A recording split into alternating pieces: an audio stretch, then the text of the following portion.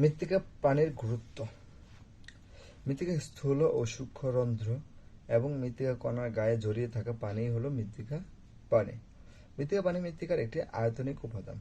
এই পানি মৃত্তিকার ভৌত, রাসায়নিক ও জৈবিক বৈশিষ্ট্যকে নিয়ন্ত্রণ করে।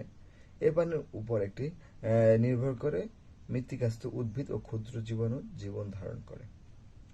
পানি উদ্ভিদ বৃদ্ধির প্রাথমিক চাহিদা পূরণ করে এবং এটি অধিকাংশ পুষ্টি উপাদানের উৎকৃষ্ট দ্রাবক। মৃত্তিকা পানি উদ্ভিদের 4টি গুরুত্বপূর্ণ কাজ করে, যেমন এটি উদ্ভিদের প্রোটোপ্লাজমের মুখ্য উপাদান যা 85 থেকে 95% হিসেবে কাজ করে। 2 নম্বর, এটি সালোক সংশ্লেষণ প্রক্রিয়া এবং স্টার্চকে চিনিতে পরিণত করার অত্যাবশ্যকীয় উপাদান।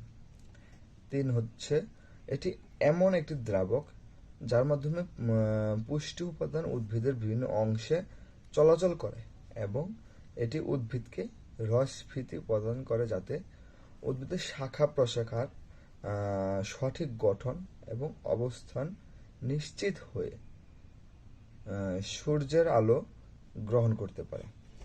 বস্তুত মৃত্তিকা পানি মৃত্তিকার ভৌত, রাসায়নিক ও জৈবিক কার্যক্রমের একটি অন্যতম নিয়ন্ত্রক।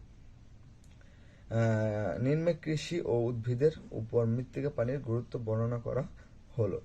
মৃত্তিকা পানি মৃত্তিকা গঠন প্রক্রিয়ায় সরাসরি অংশগ্রহণ করে। এটি শিলা ও খনিজের ভৌত ও রাসায়নিক অবক্ষয়কে ত্বরান্বিত করে। এতে শিলা ও খনিজ ভেঙে যায়, ফলে মৃত্তিকা গঠন প্রক্রিয়া ত্বরান্বিত হয়।